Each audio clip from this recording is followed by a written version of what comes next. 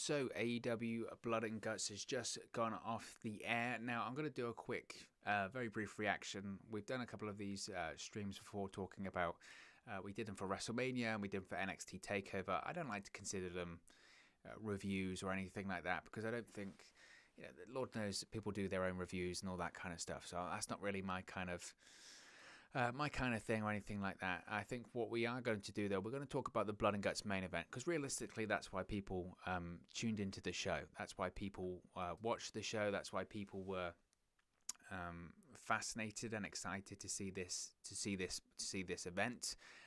And let me just say, if you only tuned in for the Blood and Guts main event, then it more than delivered. I mean, it really did. It more than delivered. It was absolutely superb. It was everything you thought it was going to be. It's everything that previously these war game matches that we'd seen in WCW and Jim Crockett Promotions and all that kind of stuff. It's everything that we thought it was going to be and more. That it really was everything that we thought it was going to be and more. It was violent. It was very, very bloody. I mean, let's look on the screen and see how many people actually did get bloody in this match. So you can see Cash Wheeler, he got very bloody, arguably the most bloody in the match. Dax Harwood got bloody in the match. MJF got bloody in the match. Don't know about Santana and Ortiz, they were wearing the Dead President's makeup again. Jericho got bloody in the match. Sammy Guevara got bloody in the match. So there was plenty of blade and plenty of blood in the match. So that was very exciting. And it had the right outcome, most importantly, as well. Going into this, we discussed this a couple of times here on the channel. We discussed it on the stream, and we discussed it also on the preview that I did for this. And I think most people would probably agree this, and this was the general consensus on social media, was that the Pinnacle had to win. The Pinnacle had to win this one. They just did. This is the Pinnacle's first big match as a faction. It's their first big match on AEW television as a group. And my thing I was a bit critical of the Pinnacle coming into this is that I didn't necessarily see the narrative thread between them. I didn't understand what their goal was. Why are they together? What are they united over? What's their deal? What's their gimmick? And I still coming out of this, I still kind of don't really know. But what I will say is they got the decision right. The decision had to be that the Pinnacle won. Arguably, and I think everyone's known for a long, long time, MJF's a star. He's a future world champion. He's the future top heel in AEW and all that kind of stuff.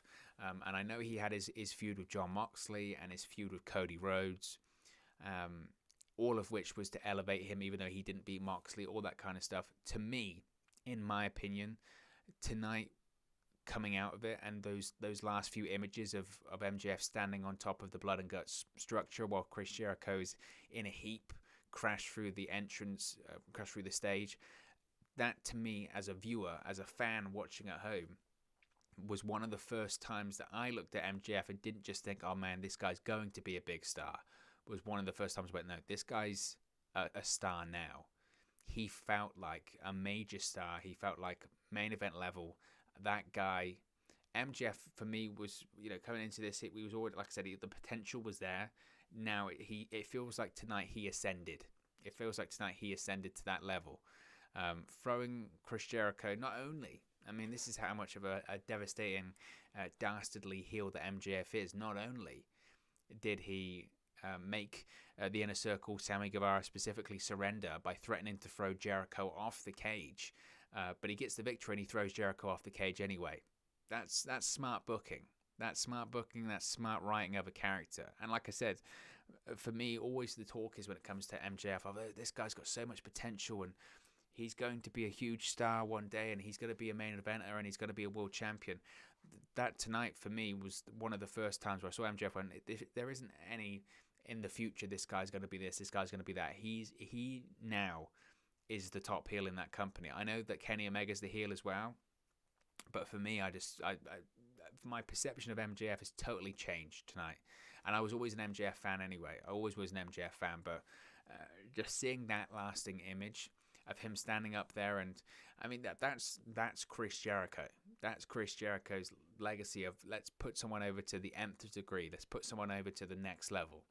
So that's that's fascinating. And obviously, look, I really enjoyed that match. I was concerned going through the show that there might be some timing problems because it did feel like at certain periods of time they were rushing. It was always going to be the plan that the second hour was specifically for the Blood and Guts main event, and that's what it all was for. The only issue was, and it did become quite noticeable, that once we got into that second hour, I think it wasn't until about 50 minutes past the hour that we actually started the match, and it did feel like maybe they advertised slightly too much for the show, and they were trying to squeeze things in, and they were rushing for time, and things felt a bit rushed and all that kind of stuff, and there were elements of the Blood and Guts match that felt slightly rushed. I don't know if I necessarily would say that I felt the match could have gone any longer. I think the timing was fine. The major problem was for me, and this would be my only criticism of the match, and it's got nothing to do with the match, to be honest. And it wasn't a problem if you're watching on FITE TV and it's completely uninterrupted by commercials. But if you're watching, say, on TNT, or you're watching on a cable feed or whatever, the commercials really hurt it. And that's not to say that the match wasn't good, because it was really good. It was really good. But certainly, it was... You're getting into the match, you're feeling the drama, you're really engaged in it, everyone's bleeding all over the place, the crowd are red hot. The crowd, by the way, there were 50% capacity in Daly's Place for tonight's show, and for the first hour they were fine, but for that Blood and Guts main event, you would have thought that place was sold out. Yeah, I mean, you really would. You would have thought that place is completely sold out to the rafters. I mean, they were into it, and that is an understatement. It's only because it's 3 a.m. in the morning over here that I'm not as animated, because I'm pretty tired. But they were into it. They were really into this main event, and it's pretty heartwarming, isn't it? Really, because we know the importance of a pro wrestling crowd. We know the importance of how much they add to a show, and we know the importance of how they can take a good match into an excellent match. That's just, the crowd are the most important character on a pro wrestling show, and tonight was evidence of it. You got, even with 50%, it felt like that whole arena was sold out, and obviously once we get to Double or Nothing, it will be, which is really exciting. But they were so into it, and it made the match much more engaging. It really did. So that was fantastic. But as I mentioned, the only thing that really hurt this match was the commercials. And that's par for the course, unfortunately. We can bitch and we can moan and we can say, I hate commercials, and that's watching television. That's having these matches on television. If you're going to have big pay-per-view quality shows on television, you got to deal with commercials, unfortunately. And AEW did their best with that. It's not as if that they went to commercials and didn't show the match. For that Blood and Guts main event, it was picture-in-picture pretty much the whole time, I think. So they did their very best to allow you to keep watching the action, but it is difficult to really get involved in this really gritty and dirty and bloody main event when you've got Stone Cold Steve Austin on the screen telling people to wash their clothes at a lower temperature because it saves the planet. You sort of go, what is going on? But that's television. That's television, and we can't do much about that. And I know people will complain about that. Like I said, for me, did it take away from the match? If you really want to get nitpicky, yes, because you had to. This is the problem with commercials in wrestling, to be honest, is that every time you go to commercial, whatever emotional investment you had in that match, and you're not thinking about anything else, you have to go through that process again. You have to go through that process over again. Okay, I've got to get reinvested in the match. I've got to dive back in the match. You sort of work yourself into it over and over again. That's just part of the problem. That's commercials in pro wrestling, and unfortunately, that is what it is. And that's just one of those things. But the match itself, it was fantastic. It's everything that I think I hoped it would be, and it's everything that I think most people would have hoped it would have been, and it was the right outcome. As far as what happens next, it's an interesting one. What happens next? I mean, Jericho sells the attack, obviously, or the injury. I mean, technically, he got thrown off the top of the cage. It was with anything with these kind of stunts, it looks like it was done pretty safely. I mean, the drop wasn't astronomical. That stage was pretty well, reinforced, and Jericho obviously was fine. They had a bit of a botch when it came to the camera work, because obviously Jericho's meant to sell it as he's out like that, and one of the things Jericho did straight away, he opened up his eyes and he was like that, and they caught him. So Tony Schiavone had to sort of cover and went, oh no, it looks pretty good that he can open his eye and all that kind of stuff. It was, oh, what a nightmare. But I think Jericho looked fine. Obviously, as I mentioned, he now, is it like, you know, Rikishi falling from Hell in the Cell? No. Is it like Shane McMahon falling from Hell in the Cell? No. Or anything like that. You do have to remember, this is a guy in Chris Jericho that he's 50 years old.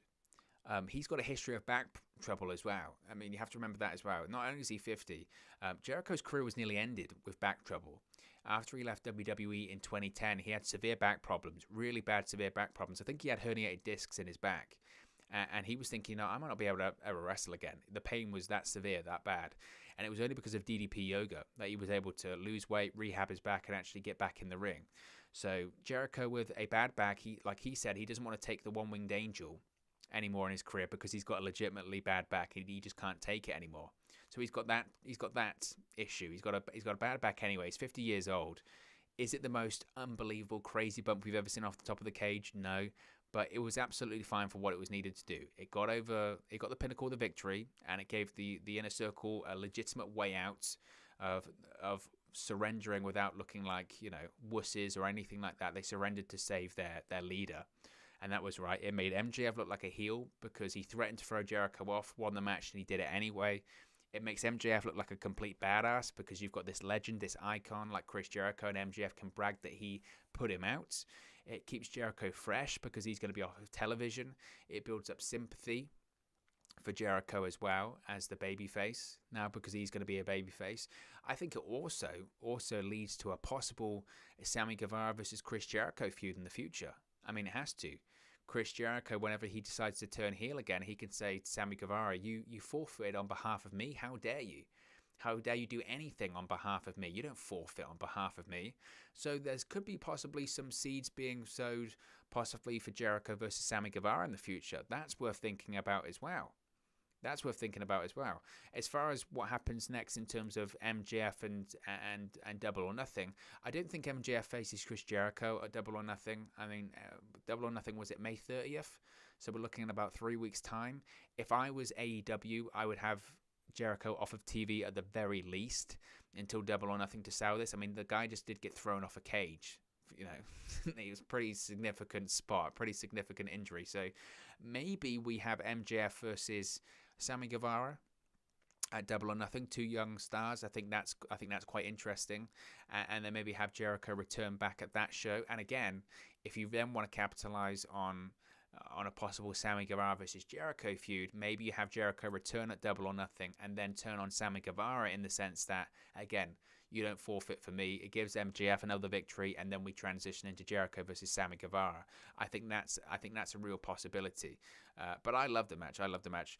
In the live chat, Zero Pile says, I know some people did not like the ending spot, but come on, people, Jericho is like 50 years old. Of course, he's not going to take bumps like Darby Allin, LOL. I mean, Darby Allin got thrown downstairs. Yeah, Jericho is not taking that. I mean, it's a significant bump. It's a good way to end the match. I think the boos in the crowd because maybe they just didn't really realize what was going on. I think it's difficult, you know, like when you quit in an I quit match, you have the microphone and you'll say I quit, you get the pop from the crowd. Obviously the crowd can't hear Sammy Guevara saying that he forfeits. Maybe if they were to do it again, they would have a referee with a microphone because essentially that's an I quit element of the match. And if you're going to forfeit, you should probably forfeit over the house mic. That makes a lot of sense. It doesn't make sense to forfeit and then the crowd not react to it. And I think that was the majority of the boos, and maybe the people in attendance, that's what they didn't like, is because they legitimately didn't know what was going on.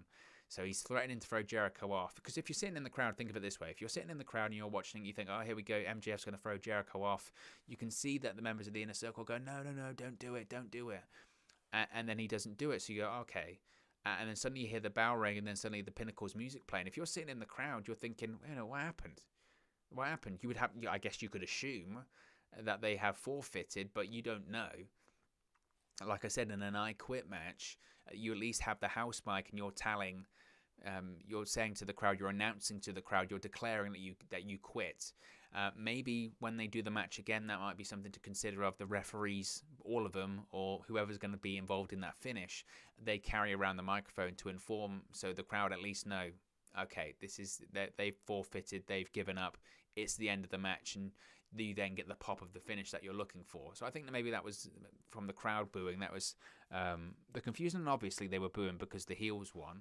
That crowd was red hot for the Inner Circle and red hot for Chris Jericho. So again, I just loved it. I loved it. It was everything I thought it was going to be. Like I said, if I'm nitpicking, the only thing I would say is that the commercials hurt it, but that's commercials in pro wrestling. They're always, that's just how it is, unfortunately, isn't it? It's always going to hurt it. Mr. MDMP Official says, awesome show. I agree. What's interesting, and I did speak about this, and we're not going to go too much into the other parts of the show because this show was all about the Blood and Guts main event. But what is interesting is that show for next week's Dynamite. I mean, one could argue the card for next week's Dynamite is probably better than tonight's card in terms of an overall card. I don't think you're going to get a match as good as the Blood and Guts match, but next week's card for Dynamite is beyond stacked. I mean, you've got, 3 title matches next week and title eliminators? Man, next week's going to be must-see. I mean, Dynamite, AEW, they knock it out of the park. They continue to do that, don't they? They absolutely continue to do that. Ryan Leaf says it was definitely good enough, but I agree. I think if people are going to complain about the bump, then why don't they jump off the top of a cage? I don't think they would. And not only that is Jericho not only falling off, jumping off a cage, he's falling off backwards. That's a complete leap of faith, trust. I hope that I'm fine and all that kind of stuff. I thought the bump was fine. I would have, again, and this is just sometimes maybe a learning curve for Dynamite or something like that, you would have ideally not had Jericho had the old eye open and all that kind of stuff, but then it is what it is. And they got the closing shot that they wanted. They got the shot of Jericho being crashed through the stage. They got the shot of MJF standing tall on the structure with the bloody face. They got MJF over continuously as one of his top heels in the company. They had Sammy Guevara forfeit on behalf of Jericho in the Inner Circle, which I think does lay seeds for the future. Again, it's just a case now of how long do you keep Jericho off of television for? I think that's the only discussion now. So that's certainly going to be really interesting. Again, and this goes back to the problems of the commercials, to be honest. The only thing that I suppose was slightly frustrating with the commercials is that, for instance, when MJF escaped to go to the top of the cage, the top of the cage, and that was because Tully Blanchard got involved and he had the key and all that kind of stuff. That, again, was during a commercial. That was during picture-in-picture, which was frustrating. And obviously then Jericho follows him to the outside. He throws, I think he hits the door on Tully Blanchard, throws Tully Blanchard to the floor and all that kind of stuff. And it was obvious that Jericho was waiting. He was sort of threatening to climb up to the top of the cage, and he was waiting to get the cue from all of these... he was waiting to get the cue from the camera person or the timekeeper or whatever to say, right, we're back live, I can climb back up, because he was waiting for the pop.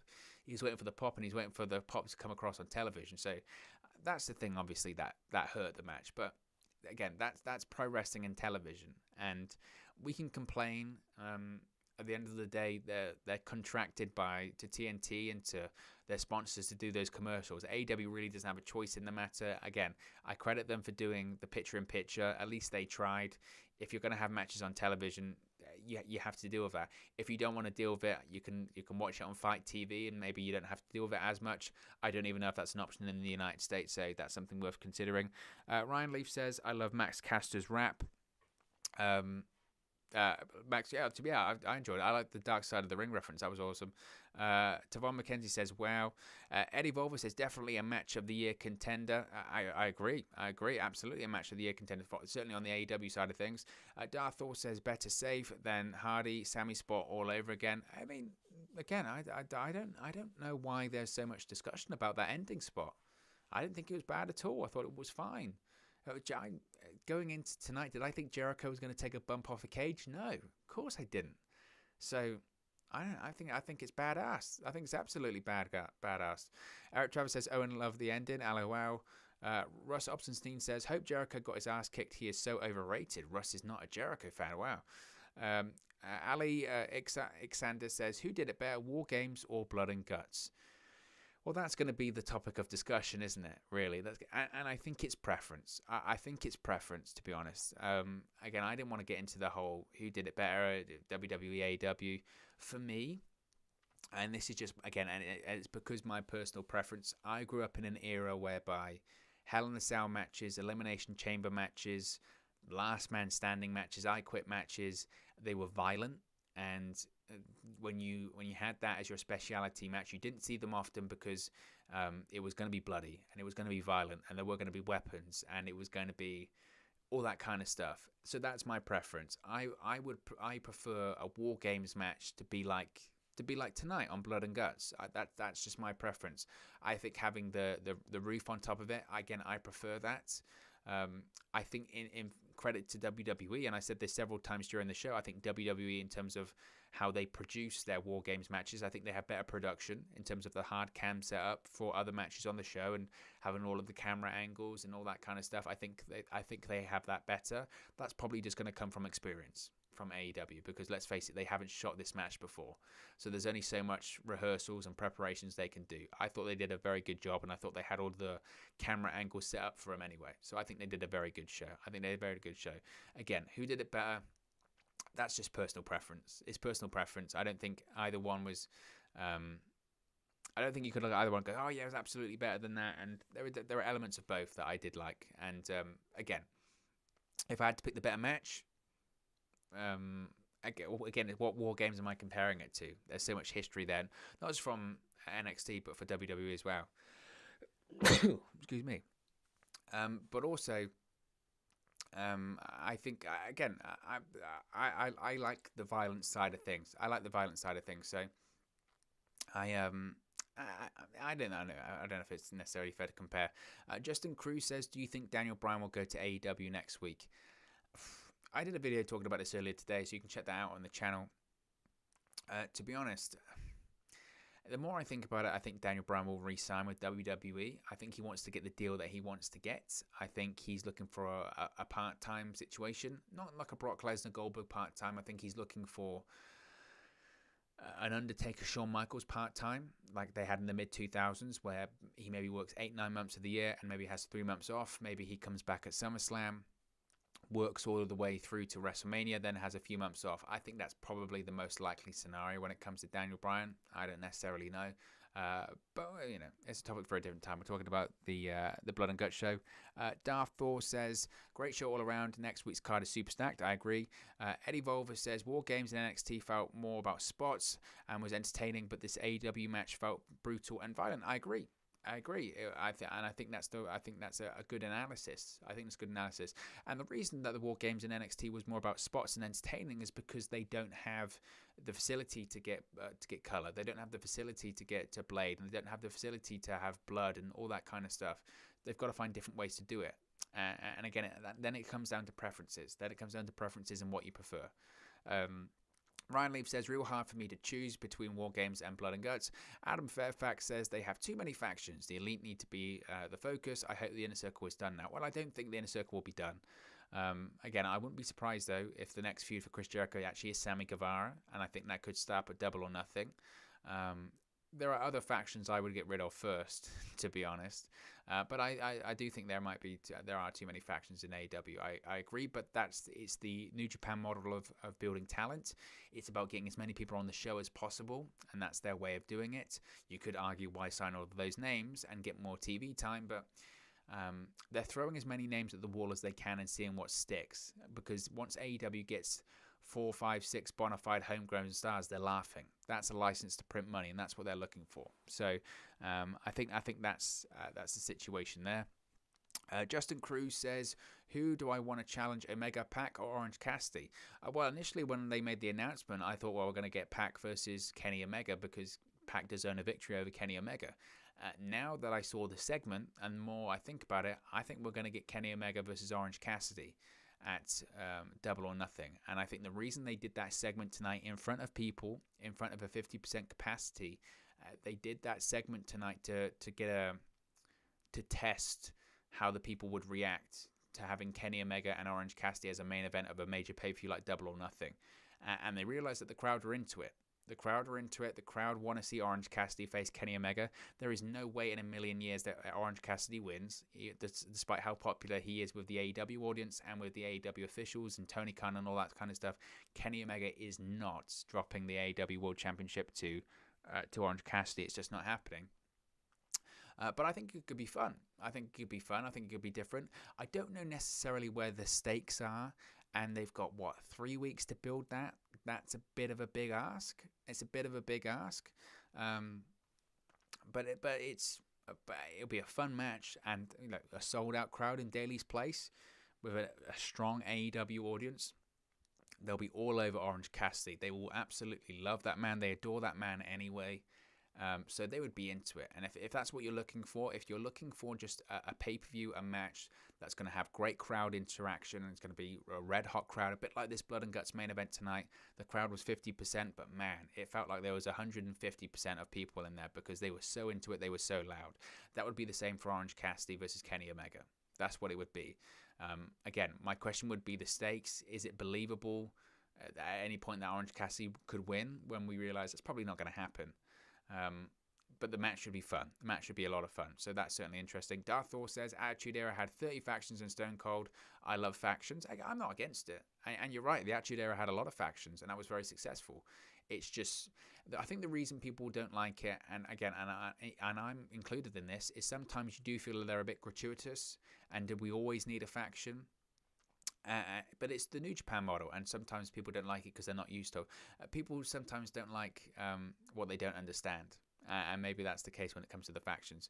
Adam Fairfax says maybe that's a far proven model in US wrestling. I think they need Scott and Don more than Ed Nordholm. I think he's talking about Impact Wrestling. But yeah, that's Blood and Guts. We'll wrap this up because it's near like 4 a.m. in the morning over here. But yeah, really enjoyed Blood and Guts tonight, the show. Obviously, like I said, the first hour was the first hour, but that main event, really something special. If you're watching this stream and you haven't watched it, the Blood and Guts main event, recommend it. It's a lot of fun. If you're into the old school War Games and the old school WWE sort of Hell in a Cell, Elimination Chamber matches, that kind of stuff, gratuitous violence, blood, I mean, it's in the title. You will be thoroughly entertained, and the right outcome with the Pinnacle winning. And I know there's been a lot of chat in the live chat, which has been great, by the way, guys. So if you haven't, if you enjoyed Blood and Guts, smash a like on the like button as well. And if you haven't already, be sure to subscribe, bottom right hand corner. We hit our target of 4,440 tonight, so I really appreciate everyone that has subscribed for the first time. But yeah, if you haven't watched it, be sure to check it out. Really recommend it. We'll be back tomorrow with our usual daily videos. I'm thinking of doing a watch along and reaction for the Throwback SmackDown on Friday, so we'll be doing that as well. So busy few days coming up in the world of pro wrestling. But thanks guys for joining me tonight. Thank you very much for watching, listening, streaming.